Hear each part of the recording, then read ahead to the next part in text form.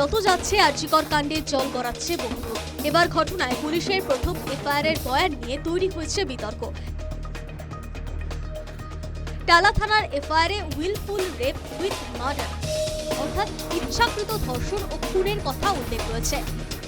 এফআইআরের 12 নম্বর কলমে লেখা রয়েছে এই বয়ান, কিন্তু আইনি পরিভাষায় ইচ্ছাকৃত ধর্ষণের কোনো ব্যাখ্যা নেই।